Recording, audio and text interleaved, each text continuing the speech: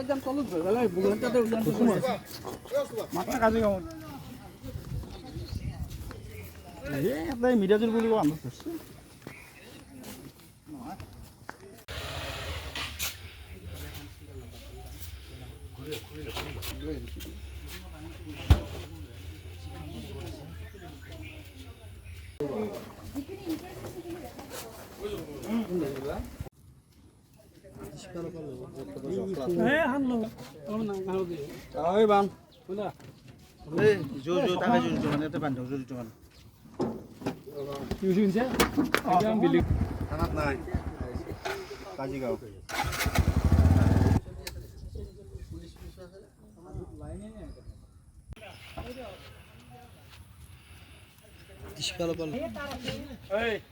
আপনি মাল হয়নি একদম বিল্ডিং উপৰ তুলতে হয়েছে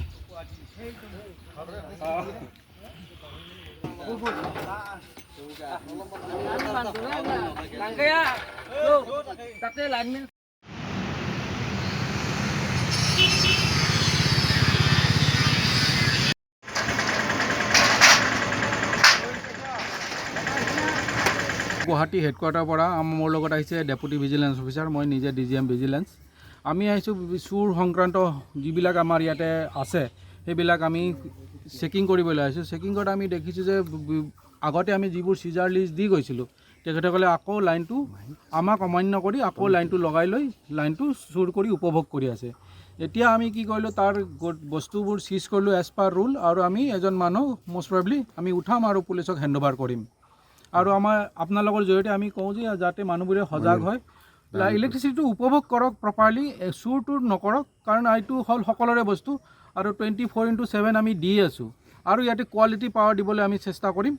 গতিকে যিহেতু বাৰম্বাৰ আমি ফাইনতে যাওঁ, যদি ফাইনটো যদি আমাক 24 ঘণ্টাৰ ভিতৰত নিদিয়ে আমি তেতিয়া এফআইআৰ দিওঁ। এফআইআৰ দি দিলে তেতিয়া পুলিচে তাৰ নিয়মমৰ্মে ব্যৱস্থা কৰে। আজি কি বস্তু আমি অকল ইয়াতে না, আমি যিবিলাক ইলেক্ট্ৰিকেল ইকুইপমেণ্ট সেইবোৰ আমি চিজ কৰোঁ, যেনে ফ্ৰিজ হওক, মটৰ হওক, নতুবা ইলেক্ট্ৰিকেল মেচিন হওক, তেনেকুৱা বস্তুৱে আমি চিজ কৰোঁ। ৰঙিয়াৰ টাউনতে আমি কৰিছোঁ, কাজিগাঁও এইখিনি আমাৰ কোন গাঁৱত কৰিছোঁ আমাৰ এখেতসকলে ক'ব, আমাৰ লোকেল অথৰিটি। পূব খাহান এইখিনি এৰিয়াত আমাৰ কাৰ্যসূচী চলাইছোঁ আমি, আৰু অকণমান আগতো চাম। এতিয়ালৈকে কি বস্তু চিজ কৰা আমাৰ ইলেক্ট্ৰিক ছাৰে যেনেকৈ ক'লে, ইলেক্ট্ৰিক যিখিনি ইকুইপমেণ্টছ আছে, ফ্ৰিজ আমি কৰিছোঁ, ইলেক্ট্ৰিক মটৰ এইখিনি কৰা গৈছে। এইখিনি বেটাৰী চাৰ্জাৰ, আমি ই ৰিক্সা প্ৰায় হুকিং কৰি চাৰ্জ কৰে, মানে ই ৰিক্সাৰ যিটো বেটাৰী চাৰ্জাৰ বেটাৰী সেইখিনিও আমি চিজ কৰিছোঁ। আমাক এখেতে ভালদৰে সহযোগ কৰিলে। আপোনালোকে নিশ্চয় অনুমান কৰিছে যে আমি এই ৰঙিয়াৰ সোমায়ে এই যিখন গাঁৱত সোমাইছোঁ, প্ৰত্যেক প্ৰায় বুলি ক'ব পাৰি 80% ঘৰতেই আপোনাৰ ই ৰিক্সা, কাৰোবাৰ মানে দোকানত ফ্ৰিজটো বাইপাছ কৰিছে, কাৰোবাই মটৰ বাইপাছ কৰিছে, কাৰোবাই হুক কৰিছে। তাৰমানে আমাৰ ইলেক্ট্ৰিচিটি এক্টৰ 135 হ'ল মেল প্ৰেক্টিছ। যিকোনো উপায়ে তেওঁলোকৰ উদ্দেশ্য হ'ল তেওঁলোকে আমাক যাতে ৰেভিনিউটোৰ ওপৰত বঞ্চিত কৰিব পাৰে।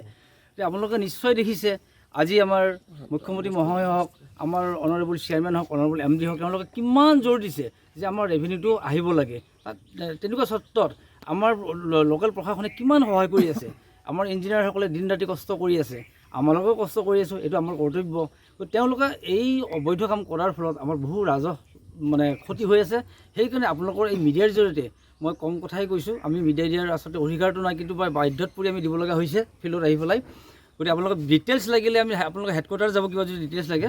গতিকে এই চোৰৰ পৰা যাতে মানুহখিনিয়ে অসৎ উপায়ৰ পৰা মানে আঁতৰি থাকে, তাৰ কাৰণে মই ৰিকুৱেষ্ট কৰিছোঁ।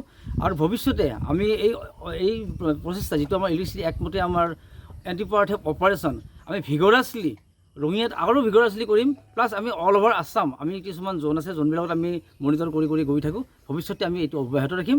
আৰু মানুহখিনিৰ ওপৰত আমি পাৰিলে আমি লোকেল পুলিচ থাকিলে আমি লগে লগে হেণ্ড অভাৰ কৰি দিওঁ। আজি এজনক আমি প্ৰচেষ্টা চলাই আছোঁ, নিয়মমতে কি কৰিব লাগে এইটো পুলিচ প্ৰশাসনে কৰিব। আৰু অনুৰোধ কৰিছোঁ আপোনালোকে এই মানুহখিনিক অন্তত সজাগ কৰি দিয়ক, যাতে ভৱিষ্যতে এই বেয়া কামত লিপ্ত নহয়।